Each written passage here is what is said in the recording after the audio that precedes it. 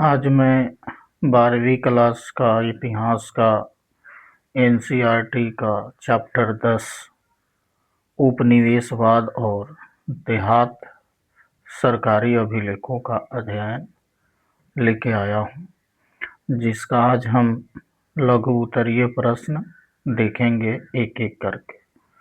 1 number question है, ग्रामीण बंगाल के कई क्षेत्रों में जोरदार एक शक्तिशाली व्यक्ति क्यों था? उत्तर हो जाएगा, बंगाल के अमीर किसान जोतदार के रूप में जाने जाते थे। उन्होंने भूमि के विशाल क्षेत्रों का अधिग्रहण किया था, कभी-कभी कई हजार एकड़ के रूप में। उन्होंने स्थानीय व्यापार के साथ-साथ साहूकारों को नियंत्रित किया। प्रत्यक्ष नियंत्रण किया। उन्होंने गांव के जाम को बढ़ाने के लिए जमींदारों के प्रयास का जमकर विरोध किया। उन्होंने इस क्षेत्र के गरीब कृषकों पर अत्याचार शक्ति का प्रयोग किया। उन्होंने गरीब ग्रामीणों को काफी हिस्से पर प्रत्यक्ष नियंत्रण किया। जमींदार के अधिकारी को उनके कर्तव्यों को सरकार से रोका। उन पर निर्भर रहने वाले रैयतों को इकट्ठा किया और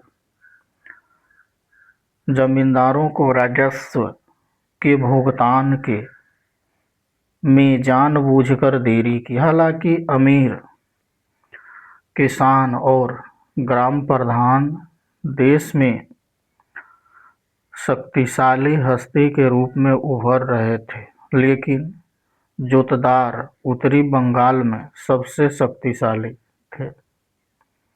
अगला क्वेश्चन, जमींदारों ने अपनी जमींदारियों पर नियंत्रण बनाए रखने का प्रबंधन कैसे किया? उत्तर, जमींदारों ने दबाव से बचने के तरीकों को तैयार किया, जिसमें से कुछ हैं काल्पनिक बिक्री एक ऐसी रणनीति थी। इसमें युद्धाभ्यास की श्रृंखला शामिल थी।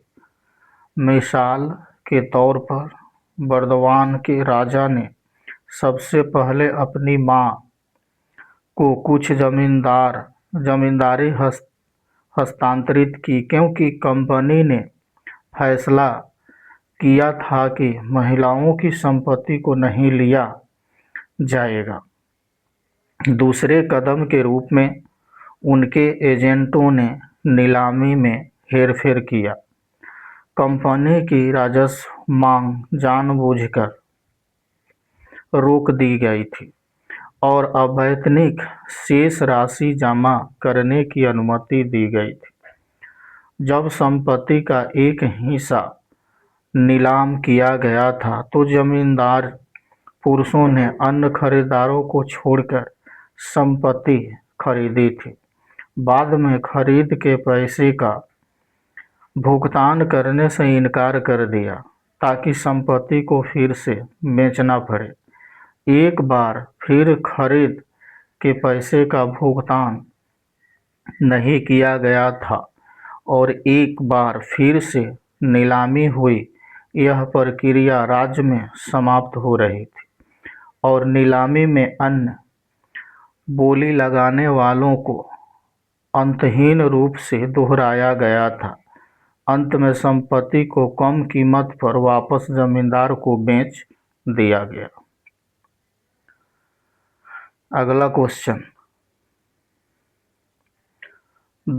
3 नंबर, पहाड़ियाँ लोगों ने बाहरी लोगों के आगमन पर कैसी प्रतिक्रिया दर्शाई? उत्तर हो जाएगा, पहाड़ी लोग राजमहल पहाड़ियों के आसपास रहते थे।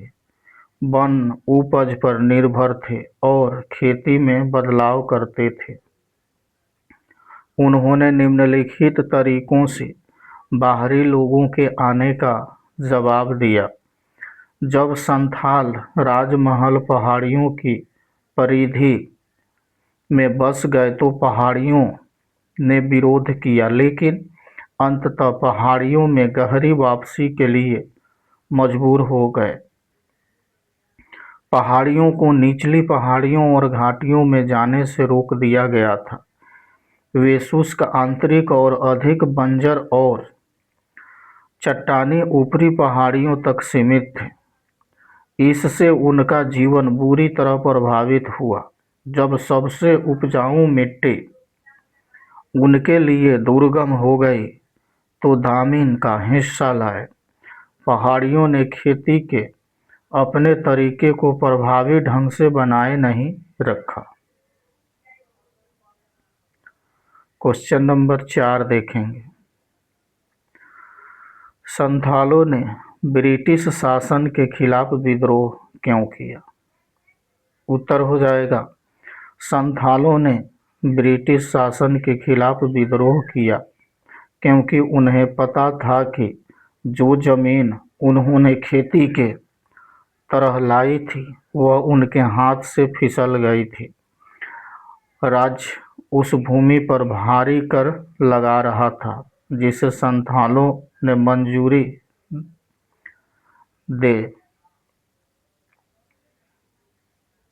दी थी। साहूकार उन्हें ब्याज की ऊंच दर वसूल कर रहे थे और कर्ज न चुकाने पर भूमि पर कब्जा कर रहे थे, और जमींदार दामिन क्षेत्र पर नियंत्रण कर रहे थे। 1850 के दशक तक संथालों ने महसूस किया कि औपनिवेशिक राज के खिलाफ विद्रोह करने का समय आ गया था ताकि वे अपने लिए एक आदर्श दुनिया बना सकें जहां वे शासन करें। अगला क्वेश्चन 5 नंबर। साहूकारों के खिलाफ दक्कन के रैयत का गुस्सा क्यों बताता है? उत्तर होगा, साहूकारों के खिलाफ दक्कन के रैयतों के गुस्से का मुख्य कारण साहूकारों ने ऋण देने से इनकार कर दिया, जिससे रैयत को बढ़ावा मिला। वे और गहरे कर्ज में डूब गए थे और वे जीवित रहने के लिए साहूकारों पर पूरी तरह से निर्भर थे। इससे उन्हें और अधिक लाभ हुआ। साहूकार देहात के प्रथागत मानदंडों पर उल्लंघन कर रहे थे। एक प्रथागत मानदंड था कि आरोप लगाया गया ब्याज मूल राशि से अधिक नहीं हो सकता है, लेकिन उन्होंने इस मानदंड का उल्लंघन किया। कई मामलों में यह पाया गया कि साहूकारों ने 100 रुपये के ऋण के लिए ब्याज के रूप में 2000 रुपये शुल्क लिया। तो यहीं पर लघु उत्तरीय प्रश्न समाप्त होता है। अब यहाँ से दीर्घ उत्तरीय शुरू होगा। तो वीडियो को यहीं पर ख़त्म करते हैं क्योंकि वीडियो ज़्यादा लंबा हो जा रहा है तो आप लोग नहीं देख रहे हैं। इसीलिए आपको समय देने के लिए बहुत बहुत धन्यवाद। आपका दिन शुभ हो।